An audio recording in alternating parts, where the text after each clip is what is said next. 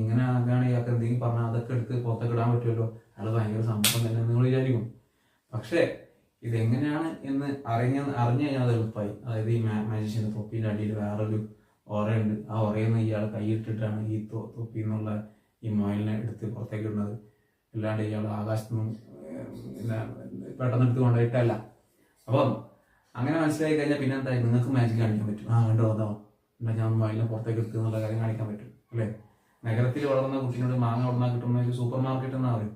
പക്ഷേ വില്ലേജിൽ വളർന്ന ഒരു കുട്ടി മാങ്ങ നട്ട് വളർത്തി അതിന് വേറെ മാങ്ങ ഉണ്ടാക്കി തിന്നുകൊണ്ട് ആ കുട്ടിക്ക് പിന്നെയും മാങ്ങ മരങ്ങൾ ഉണ്ടാക്കാൻ പറ്റും.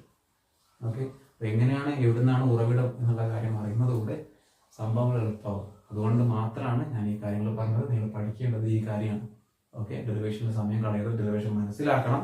പക്ഷേ ഇവിടെ നിങ്ങൾ ഈ കാര്യങ്ങൾ പഠിച്ചു കഴിഞ്ഞാൽ ആൽഫ ബീറ്റ പ്രോബ്ലംസ് എളുപ്പമായി ചെയ്യാൻ പറ്റും.